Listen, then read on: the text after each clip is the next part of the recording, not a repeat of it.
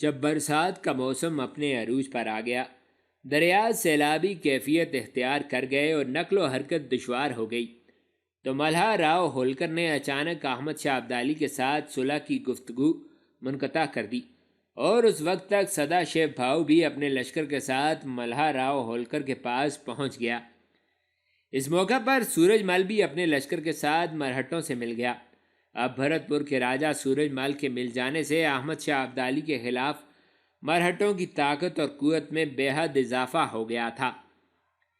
ملہا راؤ ہولکر اور سورج مل کے ملنے کے بعد سدا شیو بھاؤ نے اپنے لشکر کے ساتھ آگرہ کی طرف کوچ کیا۔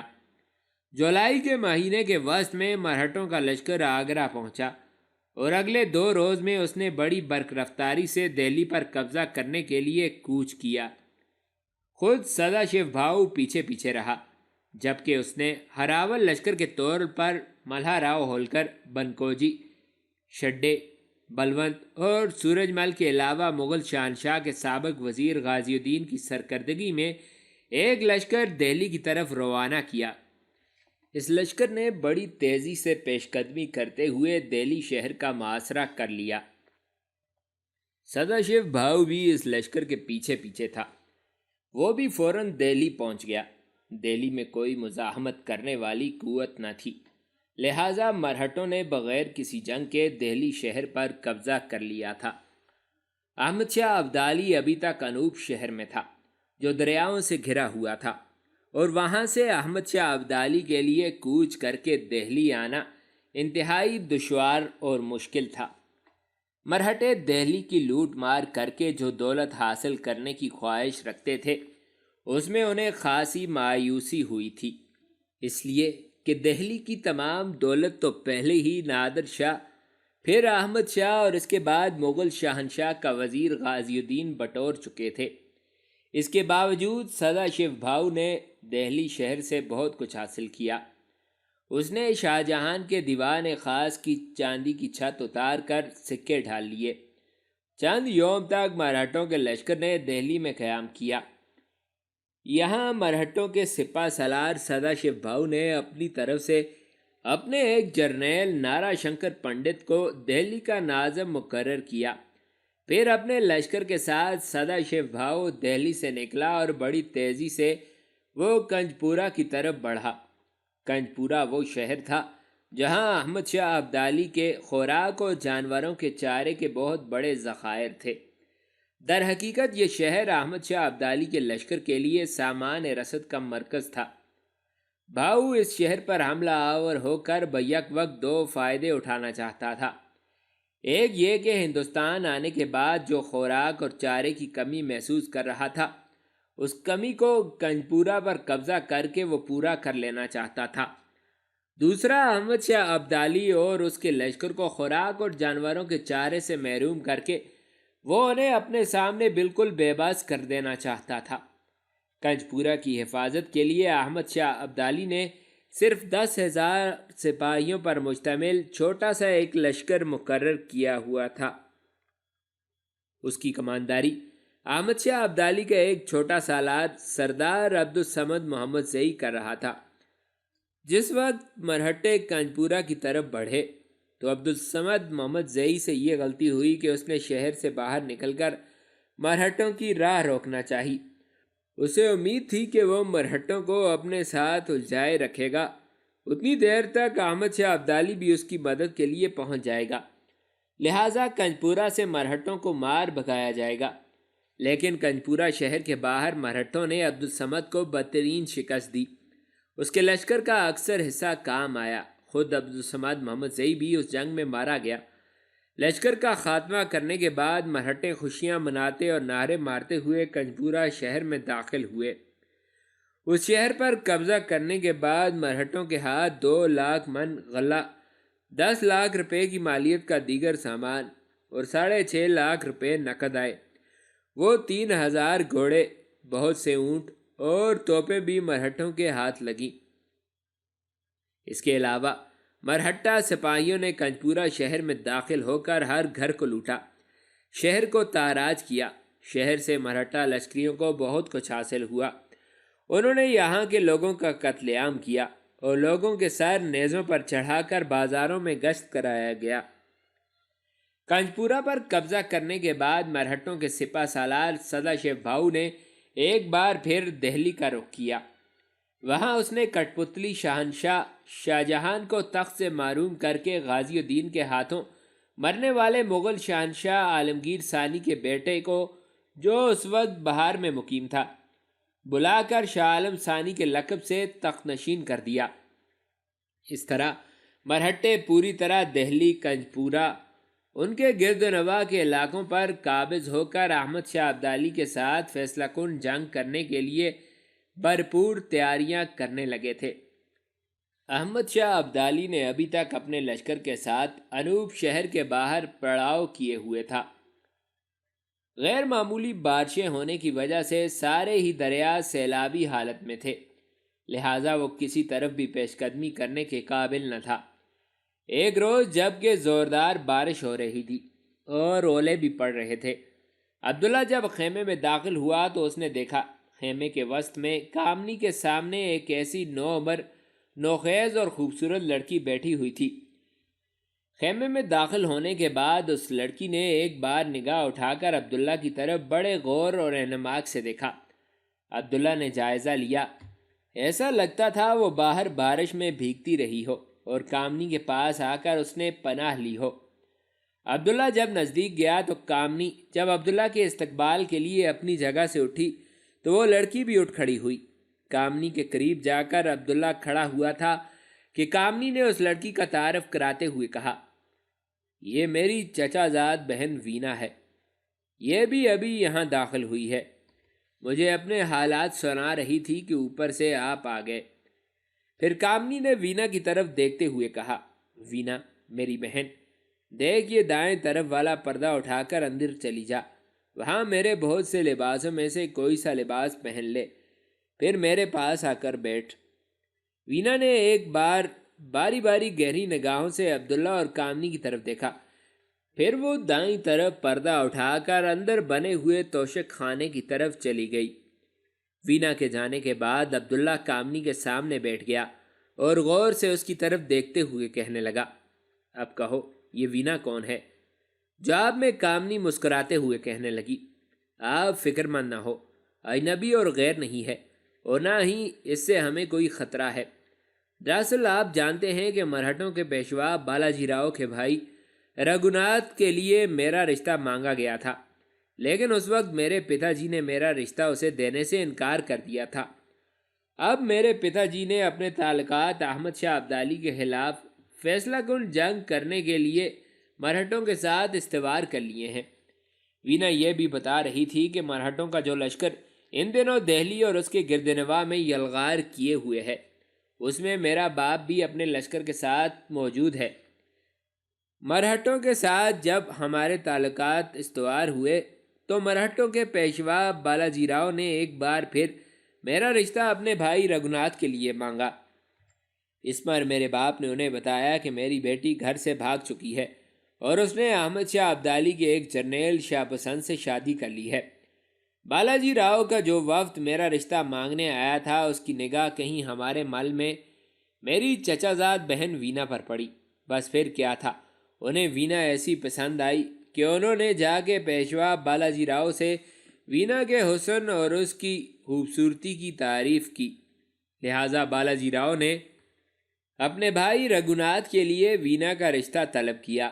جو ہی یہ رشتہ مانگا گیا، میرے باپ نے اس رشتے کے لیے ہاں کر دی اور یہ طے پایا کہ احمد شاہ ابدالی کو ہندوستان سے مار بھگانے کے بعد وینا اور رگھوناتھ کی شادی کر دی جائے گی۔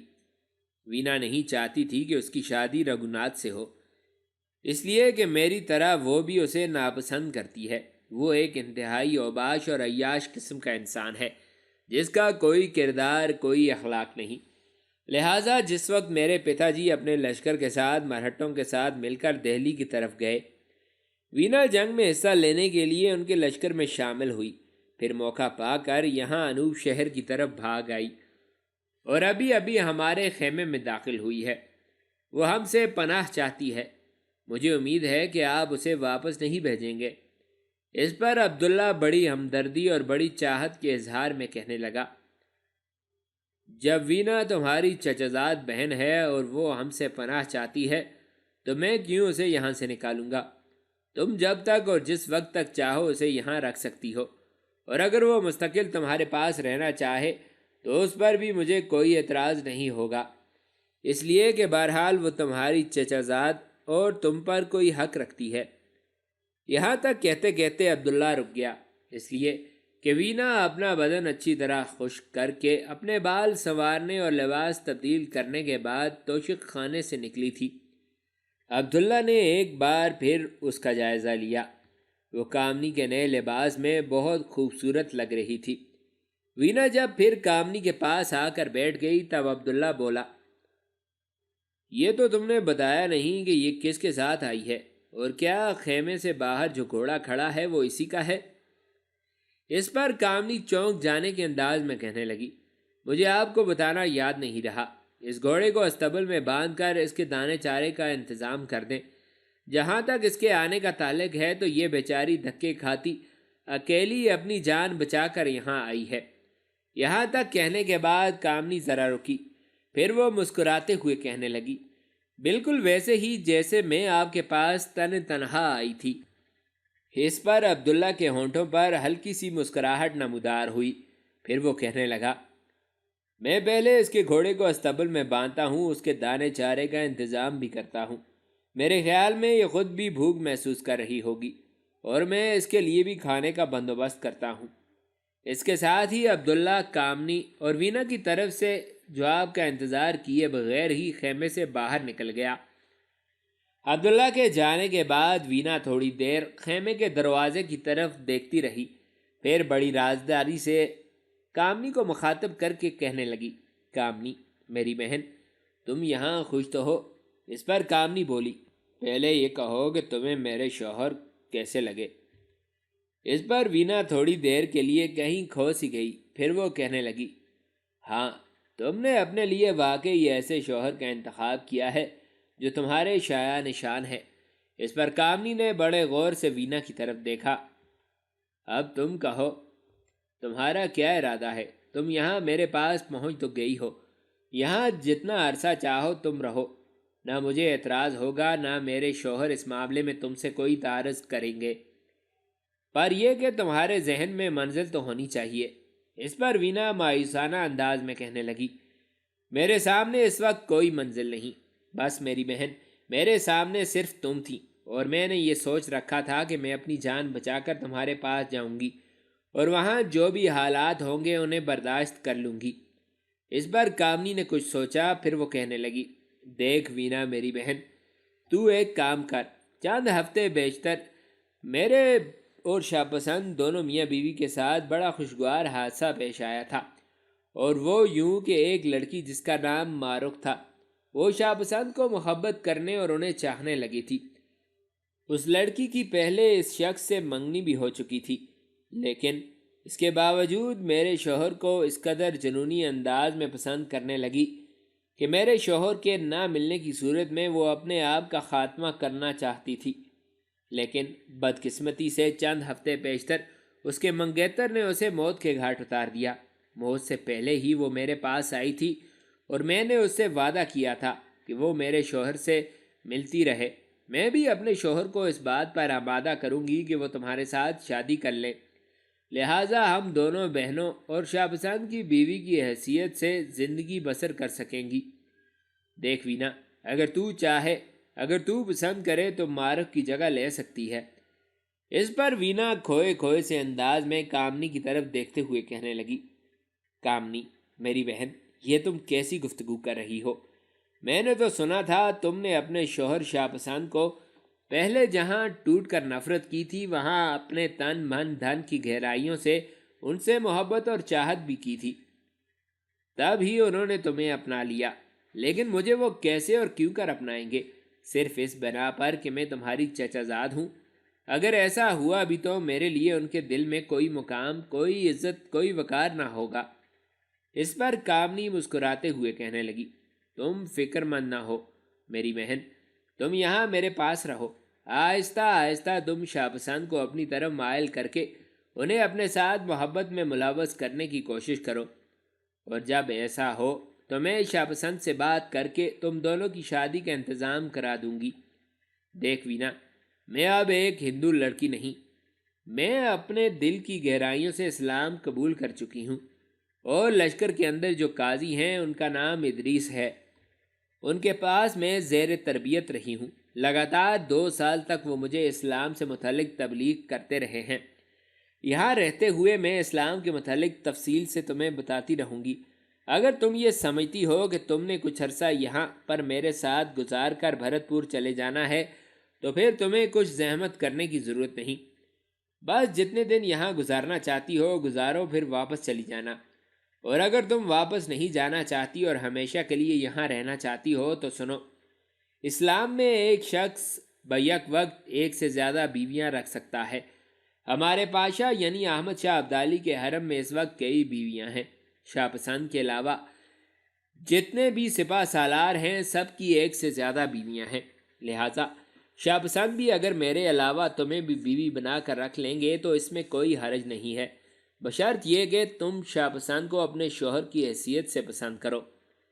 اس پر وینا بولی اور جذبات میں ڈوبی ہوئی آواز میں کہنے لگی، دیکھ کامنی میری بہن، جہاں تک شاہ پسند کی شخصیت کا تعلق ہے، اس جیسا جوان، توانا اور خوبصورت اور بھرپور جسم کا مرد میں نے اپنی زندگی میں نہیں دیکھا۔ میں سمجھتی ہوں وہ اگر مجھے اپنی بیوی بنانے پر رضامند ہو جائیں تو میری خوش بختی، میری سعادت مندی ہوگی، لیکن ایسا کیوں کر ہوگا میری بہن؟ تمہارے ہوتے ہوئے وہ کیوں مجھ سے محبت کرنے لگیں گے، کیوں مجھے چاہنے لگیں گے؟ کامنی وینا کو حوصلہ دیتے ہوئے کہنے لگی، تم فکر مند نہ ہو، میں شاہ پسند کے واپس آتے ہی ان کے ذہن میں یہ بات ڈال دوں گی کہ وینا کا مطالعہ کریں۔ اگر وہ سمجھتے ہیں کہ وینا کی طبیعت ان سے ملتی ہے تو وہ وینا سے شادی کر لیں۔ میرے خیال میں وہ میری بات ٹالیں گے نہیں۔ اس دوران تک تم بھی وینا انہیں اپنی طرف مائل کرنے کی کوشش کرو۔ مجھے امید ہے کہ تم ایسا کرنے میں کامیاب ہو جاؤ گی، اس لیے کہ تم نو عمر ہو، جوان ہو، خوبصورت ہو۔ اس پر وینا تقریباً ہار مانتے ہوئے کہنے لگی، کامنی میری بہن، تم کہتی ہو تو میں ایسا ہی کر لیتی ہوں، لیکن مجھے امید نہیں ہے کہ اس میں کامیاب ہوں گی، اس لیے کہ مجھے محبت اور الفت کا کوئی تجربہ نہیں۔ اس پر کامنی کہکا لگاتے ہوئے کہنے لگی، محبت ایسا جذبہ ہے جو آپ سے آپ پیدا ہوتا ہے اور پھر اپنے ارتقاء اور عروج کی طرف بھاگتا چلا جاتا ہے۔ وینا میری بہن، شاہ پسند بڑے اچھے انسان ہیں، بڑے رحم دل، اپنی بیوی کا خیال رکھنے والے ہیں۔ وینا کچھ کہنے ہی والی تھی پر خاموش رہی، اس لیے کہ عبداللہ خیمے میں داخل ہوا تھا۔ عبداللہ کے آنے پر وینا بیچاری سمٹ کر ایک طرف ہو کر بیٹھ گئی۔ عبداللہ کامنی کے پاس آ کر بیٹھا اور کامنی کے سامنے اس نے ایک گٹھڑی رکھتے ہوئے کہا، میں لشکر کے مطبخ میں گیا تھا اور وینا کے لیے گرم گرم کھانا لے کر آیا ہوں۔ اس کے گھوڑے کو استبل میں باندھ کر اس کے دانے چارے کا بندوبست بھی کر دیا ہے، زین اتار کر میں نے وہیں رکھ دی ہے۔ کامنی نے گٹھڑی کھول کر دیکھی، عبداللہ واقعی وینا کے لیے گرم گرم کھانا لے کر آیا تھا۔ یہ کھانا کامنی نے وینا کے سامنے رکھتے ہوئے کہا، کھانا کھاؤ میری بہن، تمہیں بھوک بھی لگی ہوگی۔ اس پر وینا کچھ شرمانے لگی۔ اس پر کامنی اسے تسلی اور ڈھارس دیتی ہوئی کہنے لگی، اگر تم یہاں کھانا کھاتے ہوئے شرم محسوس کرتی ہو تو جاؤ توشک خانے میں جا کر کھا لو۔ وینا نے فوراً کھانا اٹھایا اور خیمے کے جس حصے میں اس نے لباس تبدیل کیا تھا وہاں جا کر کھانا کھانے لگی۔ وینا کے جانے کے بعد کامنی تھوڑی دیر تک خاموش رہی، پھر بڑے ہی پیارے، بڑے میٹھے انداز میں عبداللہ کی طرف دیکھتے ہوئے کہنے لگی، اگر آپ برا نہ مانیں، میرے ساتھ ناراض نہ ہوں تو میں آپ سے ایک بات کہوں۔ اس پر عبداللہ مسکرا کر کامنی کی طرف دیکھتے ہوئے کہنے لگا، میں تم سے کبھی ناراض ہوا ہوں جو تم یوں میرے ساتھ بات کرنے کے لیے پیش بندی کر رہی ہو؟ اس پر کامنی بولی اور کہنے لگی، آج معاملہ ہی ایسا ہے کہ میں آپ کے ناراض اور خفا ہونے کی توقع کر رہی ہوں۔ اس پر عبداللہ کہنے لگا، اگر ایسا معاملہ ہے تو وہ بات ہی مت کہو۔ کامنی کہنے لگی، بات بھی وہ ضرور کہنی ہے اور آپ کی ناراضگی اور خفگی سے بھی بچنا ہے۔ اس پر عبداللہ کھل کر مسکراتے ہوئے کہنے لگا، اچھا، اگر ایسا معاملہ ہے تو کہو، میں تمہارے ساتھ وعدہ کرتا ہوں کہ میں ناراض نہیں ہوں گا۔ عبداللہ کی اس گفتگو سے کامنی کو کچھ حوصلہ ہوا، پھر وہ کہنے لگی، میں آپ سے یہ کہوں کہ وینا واپس جانے کے لیے نہیں آئی، بلکہ وہ ہمیشہ کے لیے میرے اور آپ کے پاس رہے گی۔ گزشتہ ہفتوں میں آپ جانتے ہیں کہ جہان خان کی بیٹی مارخ بھی آپ کو پسند کرنے لگی تھی اور آپ سے محبت کرتی تھی، لیکن اس کی بدقسمتی کے زال بیگ نے اسے ہلاک کر دیا۔ شاپسند، آپ میری زندگی کا قیمتی سرمایہ ہیں اور میری حیات کی کل متاع ہیں۔ آپ کے بغیر میں زندہ رہنے کا سوچ بھی نہیں سکتی، لیکن میں مارخ کو بھی آپ میں حصہ دار بنانے پر تیار ہو گئی تھی۔ حالانکہ کوئی بھی بیوی پسند نہیں کرتی کہ کوئی بھی عورت، کوئی لڑکی اس کے شوہر میں حصہ دار ہو۔ شاپسند، اب ایسی ہی ایک ضرورت اور آن پڑی ہے۔ میں چاہتی ہوں کہ آپ وینا کو بھی اپنا لیں۔ آپ دیکھتے ہیں کہ لشکر میں بے شمار سالار ہیں جن کی ایک سے زائد بیویاں ہیں، خود پاشا کے حرم میں بھی ایک سے زائد بیویاں ہیں۔ پھر آپ اگر ایک سے زائد بیویاں رکھ لیں گے اور وہ بھی میری رضامندی اور خوشنودی سے، تو اس میں حرج ہی کیا ہے؟ اگر آپ وینا سے شادی کرتے ہیں تو قسم خداوند کی، اس میں میری خوشی اور اطمینان ہوگا۔ اس طرح میں اور وینا دونوں مل کر آپ کی خدمت کر سکیں گی۔ کامنی کی اس گفتگو پر عبداللہ تھوڑی دیر تک بڑی حیرت، بڑے استعجاب سے کامنی کی طرف دیکھتا رہا، پھر کہنے لگا، کامنی، تم بھی بڑی عجیب و غریب اور انوکھی عورت ہو۔ میں سمجھتا ہوں کہ کوئی بھی بیوی یہ چاہتی ہی نہیں کہ کوئی اس کے شوہر میں شراکت کرے یا سانجھی رکھنے کی کوشش کرے، جبکہ تم اپنی مرضی سے وینا کو میری بیوی بنانا چاہتی ہو۔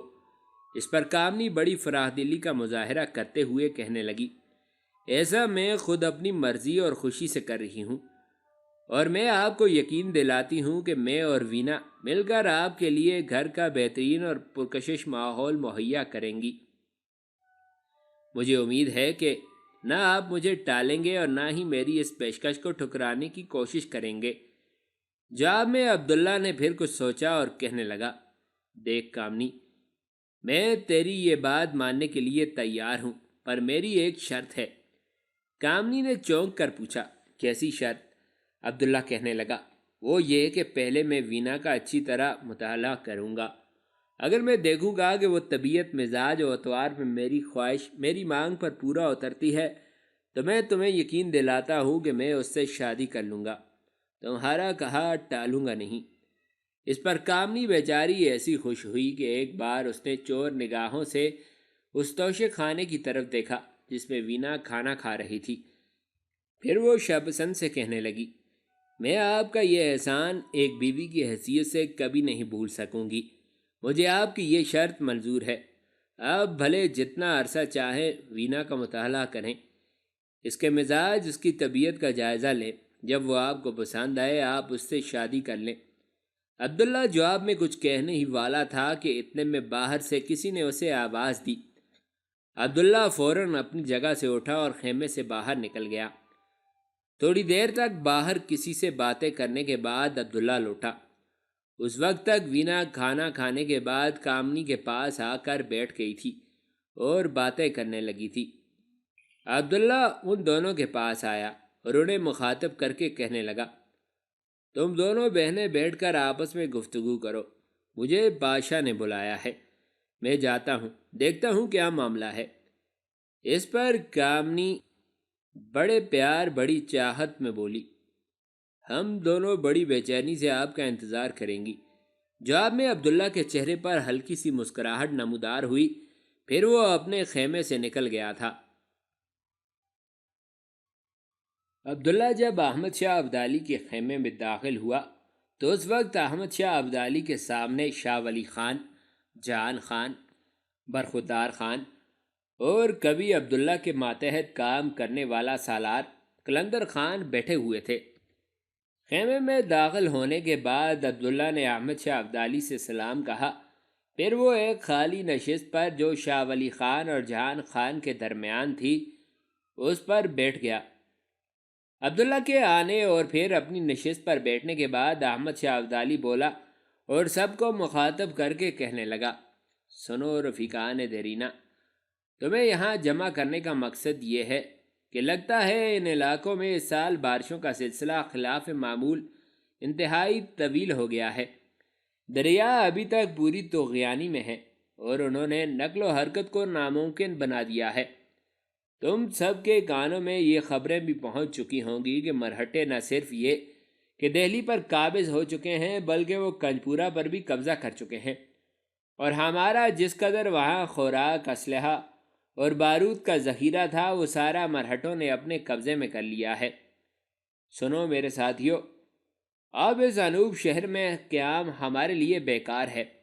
اگر ہم نے زیادہ عرصہ یہاں قیام کیے رکھا تو مرہٹے دن بدن شیر ہوتے جائیں گے، ان کی حرص و ہوس بڑھتی چلی جائے گی، اور وہ ہمیں کوئی اہمیت نہ دیتے ہوئے دہلی سے نکل کر پنجاب اور لاہور پر قبضہ کرنے کے بعد ہماری واپسی کی ساری راہیں بھی مسدود کر دیں گے۔ لہٰذا میرا یہ فیصلہ ہے کہ آج ہی لشکر کے ساتھ یہاں سے کوچ کیا جائے۔ اس کوچ کے سلسلے میں تم سے یہ پوچھنا چاہتا ہوں کہ کسی کو اعتراض ہو تو وہ بولے۔ احمد شاہ ابدالی تھوڑی دیر تک خاموش رہ کر سارے ساتھیوں کے جواب کا انتظار کرتا رہا۔ جب سب خاموش رہے، کسی نے کچھ نہ کہا، تب احمد شاہ ابدالی پھر بولا، تمہاری خاموشی اس بات کی تائید کرتی ہے کہ تم میری اس تجویز سے متفق ہو۔ اس سلسلے میں تم سب کا شکر گزار ہوں۔ جہاں تک کوچ کا تعلق ہے، آج ہی تھوڑی دیر بعد ہم یہاں سے کوچ کریں گے۔ لشکر کی ترتیب جو میں نے تجویز کی ہے وہ کچھ اس طرح ہوگی۔ جو لشکر اس سے پہلے شاہ پسند کے ماتحت کام کر رہا ہے وہ مقدمت و جیش اور ہراول لشکر کہلائے گا۔ جو لشکر میرے پاس ہوگا وہ قلب لشکر ہوگا۔ شاہ ولی خان کے ماتحت لڑنے والا لشکر میسرہ اور جہان خان کا لشکر میمنہ ہوگا۔ ایک لشکر قلندر خان کی ماتحتی میں ہوگا جو دوسرے لشکروں کی نسبت تعداد میں چھوٹا ہوگا، اور یہ عقبی لشکر کہلائے گا۔ یہ محفوظ دستوں کے طور پر بھی کام کرے گا، اور جہاں کہیں بھی جنگ کے دوران کمک کی ضرورت پیش آئی، قلندر خان اس حصے میں پہنچ کر اپنے لشکر کی تقویت کا باعث بنے گا۔ اب تم لوگ اٹھو اور اپنے لشکر کے کوچ کا انتظام کرو۔ اس کے ساتھ ہی سارے سالار اٹھ کر احمد شاہ ابدالی کے خیمے سے نکل گئے تھے۔